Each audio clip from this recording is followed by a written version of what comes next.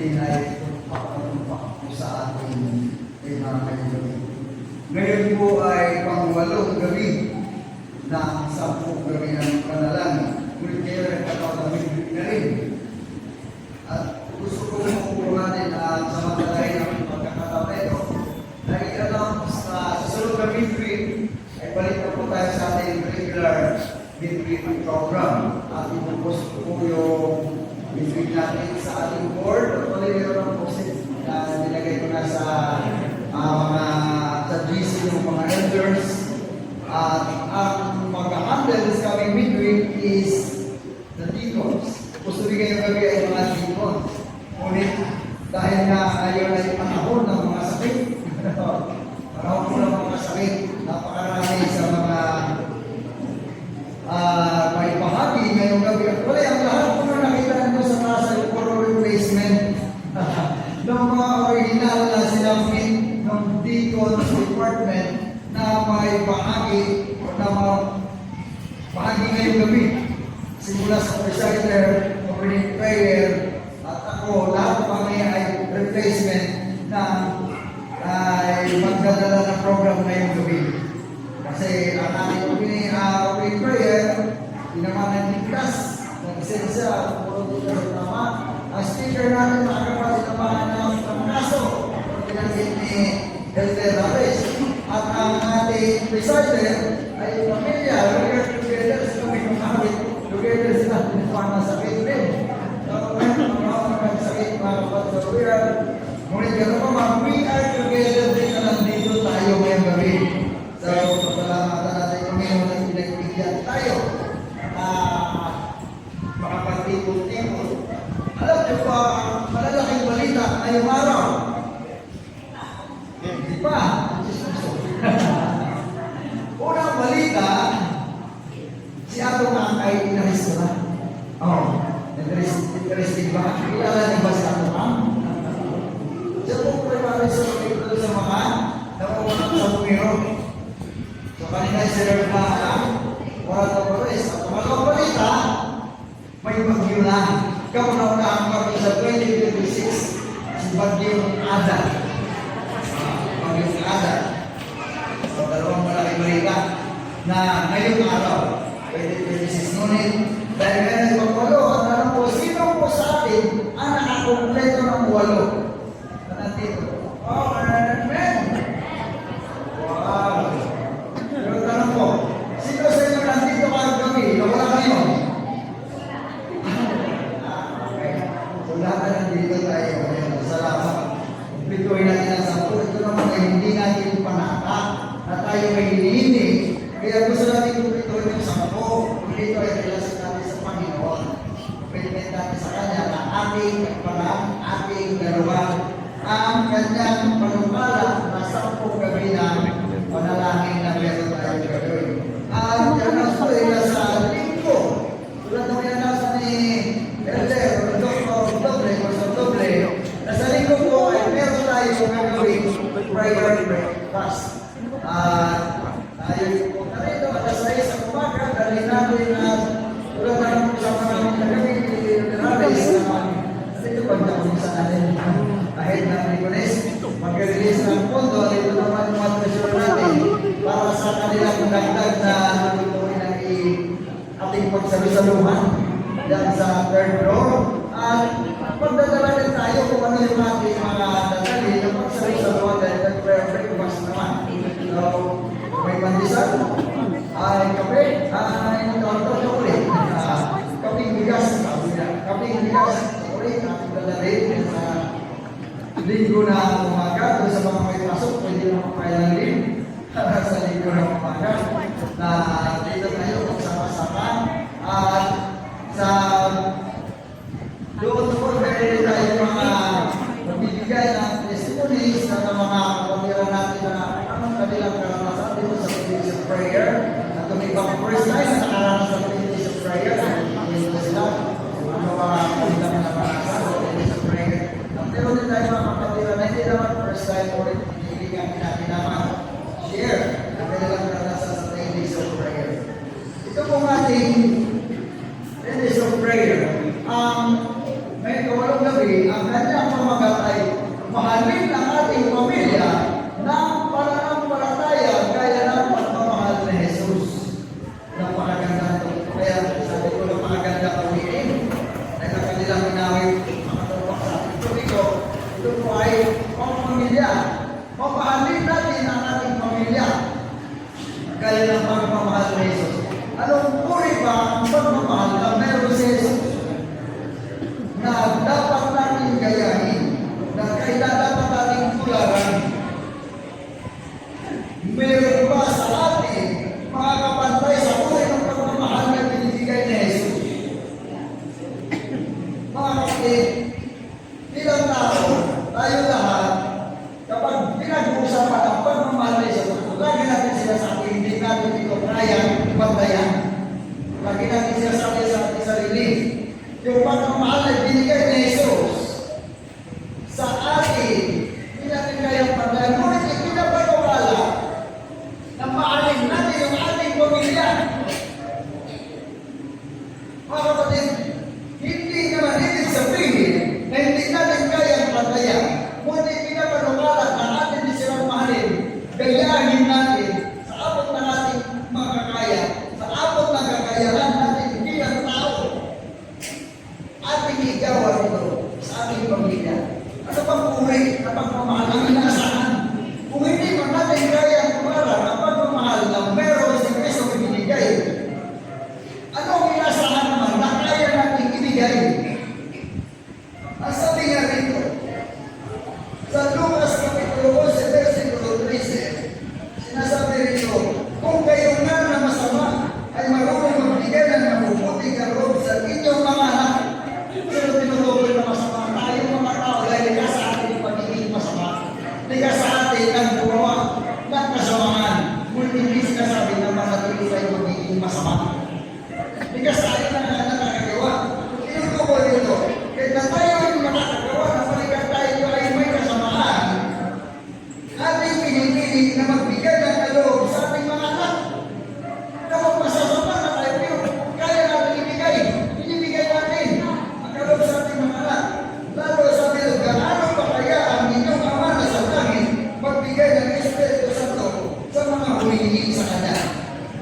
Ganon ang pagmamahal na meron si Jesus, na meron ang Panginoon. Ang pagmamahal na meron ang Panginoon ay ang pagbigay ng Espiritu Santo na siya palagi, ito sa ating magalagan, siya palagi ating kasama-sama nagmumonitor sa ating mga galaw na giging gabay sa ating mga ginagawa.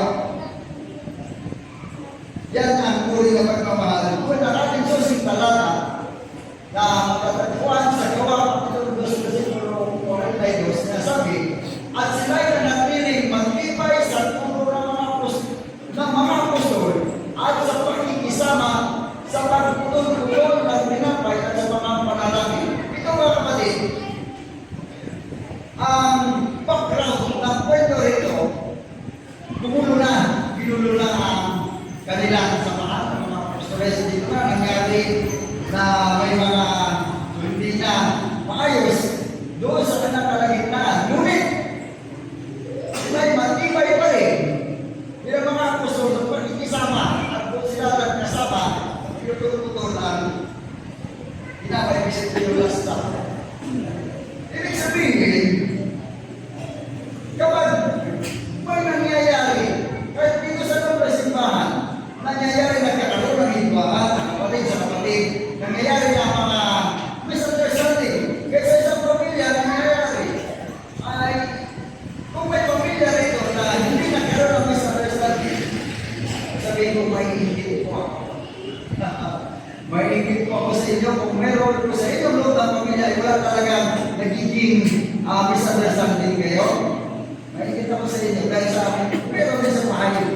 Ngunit, ang kagandahan sa ating pamilya ay palagi natin hinihiling ang banal na Espiritu na tumaan kasama natin.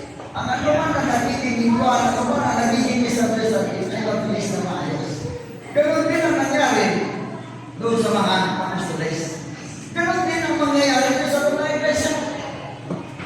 Ang pagkakaisa natin dito sa loob ng iglesia, yan ay bunga ng banal na Espiritu. Sana kung problema sa mga kapatid. Ang mga problema niya ay mabilis maayos kapag ang banal na Espiritu ay tumahan sa loob ng ating pamamahay. Ganon din sa iglesia. Kahit pa sa General Conference, sa mga division, saan man ating mga establishment, hindi nawawala, nagkakaroon ng mga misunderstanding. Ngunit makapakabilis na ayos. Dahil nagpapakita lang na ang banal na Espiritu ay nandiyan kasama natin. Kasama sila lahat ng division. At tingnan mga kapatid dito sa lugar natin si Marcus, dito lang mismo sa atin. Nagkakaroon ng hituan, nagkakaroon ng mga misunderstanding. Ngunit bakit ito mabilis na naayos? Bakit ito mabilis na nagkakasutok? Dahil sa banal na Espiritu na nananahan sa loob ng ating iglesia. Okay, mga kapatid, ang unang punto natin pag-aaral ay ang pagkakaisa sa isang Espiritu. Brother Mario, naging isa kayo sa Espiritu?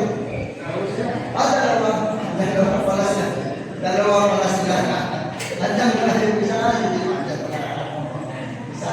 Okay, ang pagkakaisa dito sa ating sa gabi ito,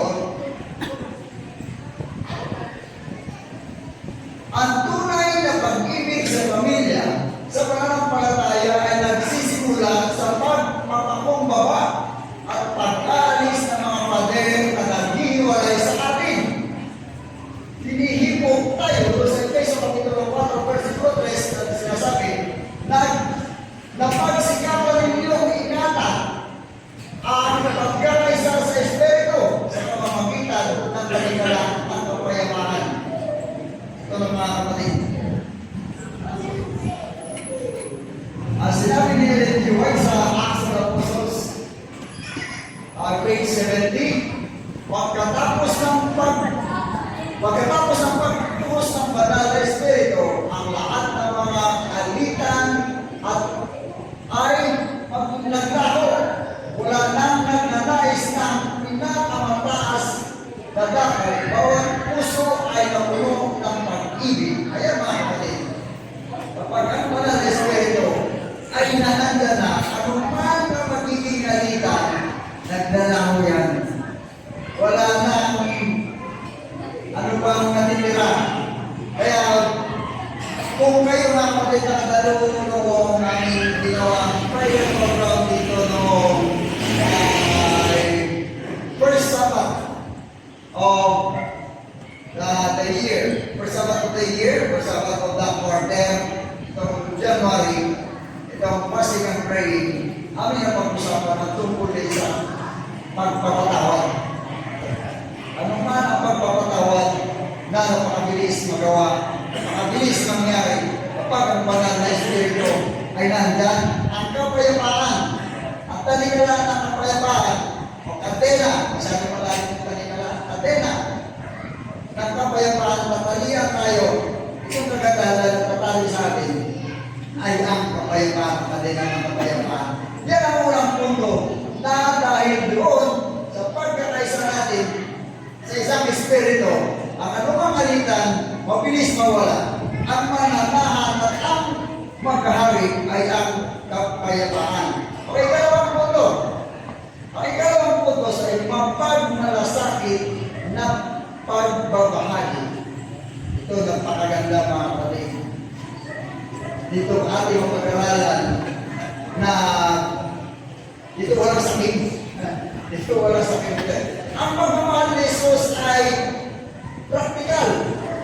Nakikita natin ang pangangailangan ng kapatid at tinutulungan na walang pag-alinlangan. Mga kapatid, kapag ating nakikita ang pangangailangan, tumutulong na walang pag-alinlangan.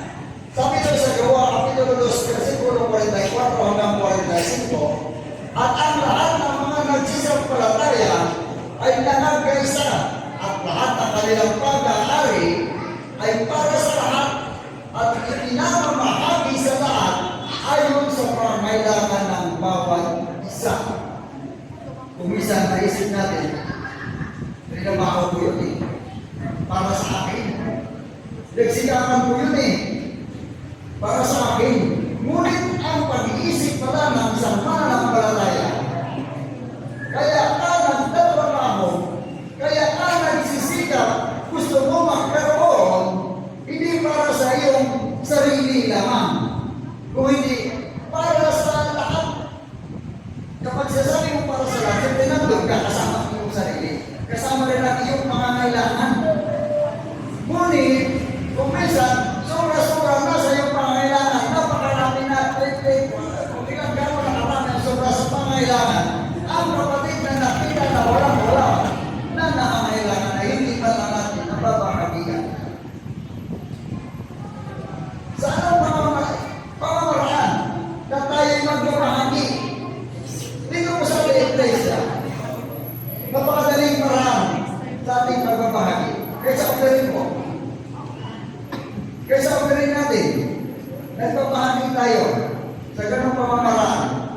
Pag tayo sigaw, kapag nag-operate ikaw, yung ating operate dito sa ating iglesia, ay inahatid yan sa dalawa, sa kapatid, ang kalahati tinadala sa ating division, at ang natitira dito sa iglesia, hati-hatiin sa bawat department.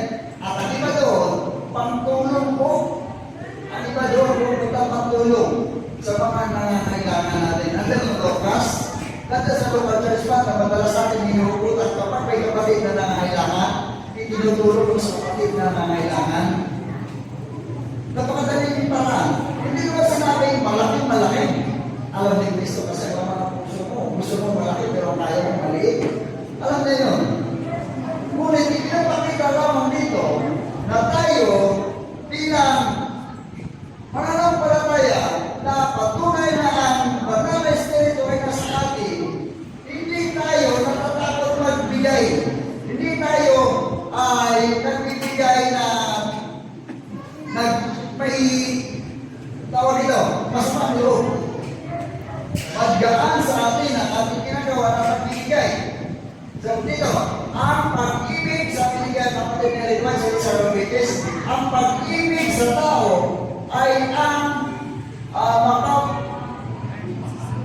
makakapagpagay makalupang pagpapahayag ng pag-ibig ng Diyos upang itanim ang pag-ibig nito upang gawin tayo mga miyembro sa isang iglesia na hari ng kaluwalhatian ay naging kaisa natin. Okay, sa ikatong punto, ang pagtaguyod sa isa't isa sa pamamagitan ng panalangin. Yung mga kapatid, ito yung ating ginagawa. Ito ay napakadaling gawin. Ngunit, nagagawa pa talaga natin. Kaya tayo minsan, alam mo na pag big kadalasan natin ginagawa, prayer request, di ba ating hinihiling kung ano ang nais niyo dalangin. Kasi yan po ay isang pagtugon o pag-Christmas natin sa panawagan ng Banal na Espiritu ng ating big panalangin. Yung mga merong nais na dalangin. Ngunit kahit wala yun, kahit wala silang request, atin silang idalangin. Ang pamilya ng pananampalataya ay lumalakas kapag ang bawat isa ay nanalangin para sa pakanan ng kanyang kapatid kay Kristo.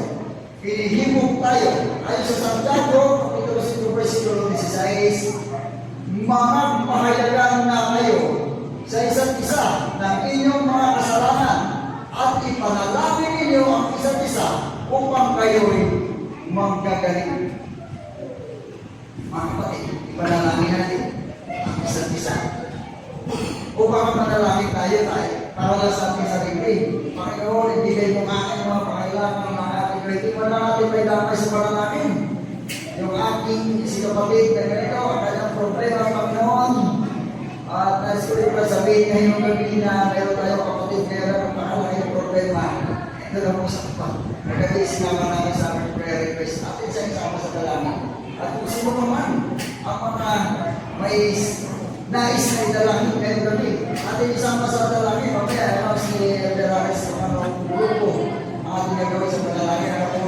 hati-hati meron tayo.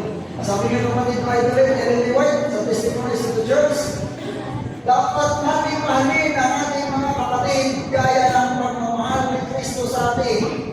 Dapat tayo maging mataga, mabait, at mapagpatawad sa isa't isa.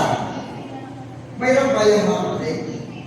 Ito ay council o testimonies na sa mga church. Ay sa kayo ng Lord.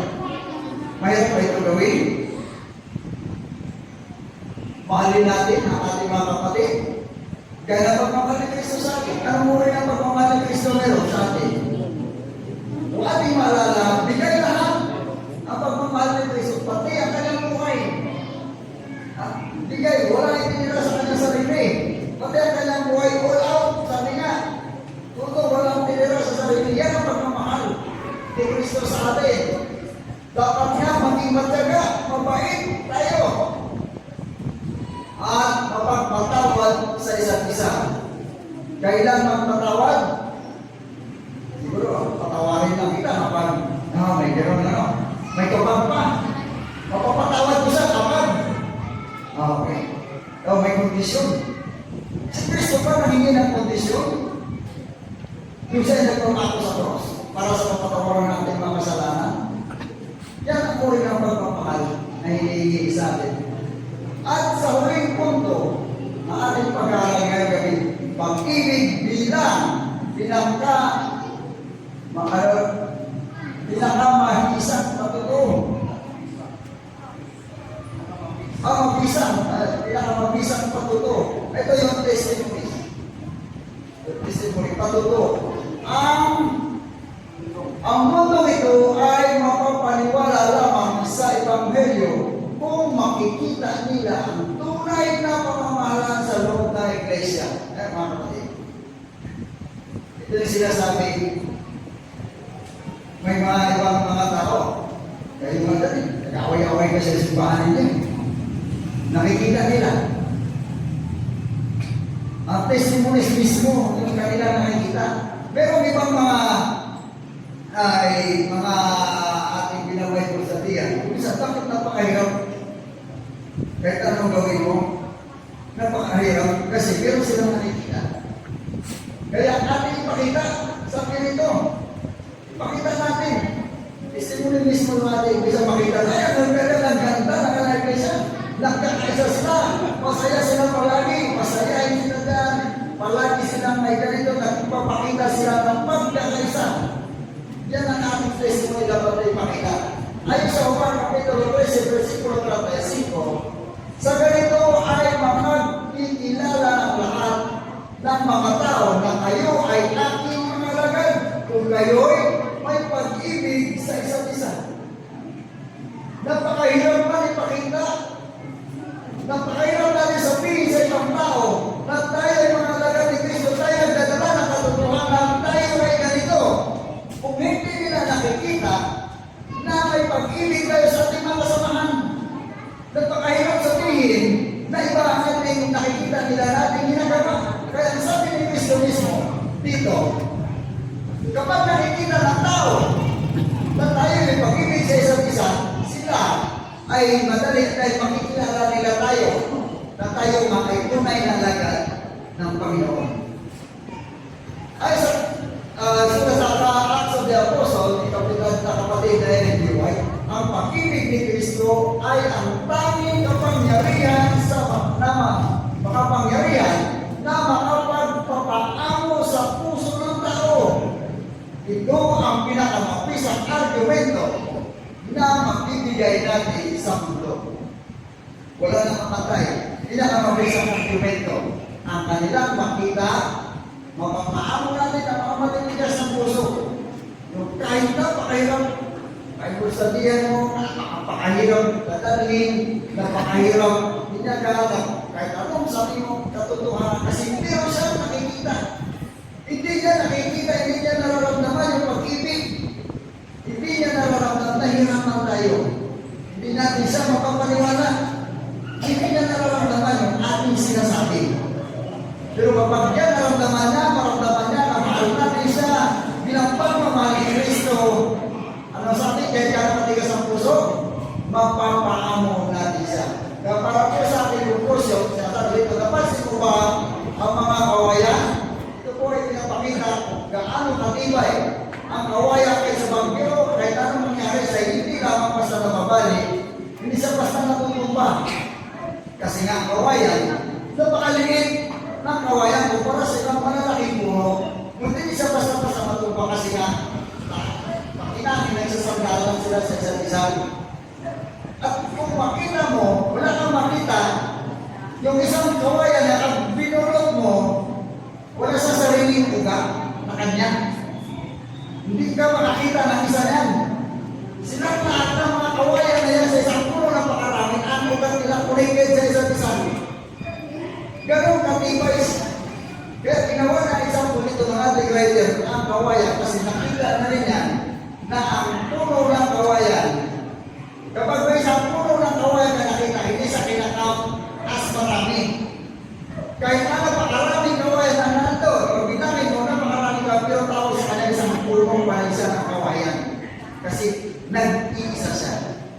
Mag-isa siya lahat. Kanilang mga interconnected sa isa't isa. At kapag sila ay sa akin mo naman makita mo, kakasama sila lahat. Sabi ito, kung tayo ay nag-iisa, mag-iisa, madali tayo itumba ng mga pagsubok. Ngunit kung ang ating mga ugat ay magkakabit sa pag-ibig ni Kristo, walang bagyo ng buhay na makakasira sa atin. Mga kapatid, ang pag-ibig ni Kristo ay nasa atin para kahit gano'ng kalaking bagyo na pagsubok ang dumating, wala nang masisira sa atin. Yan po ang ating dalangin sa inyo.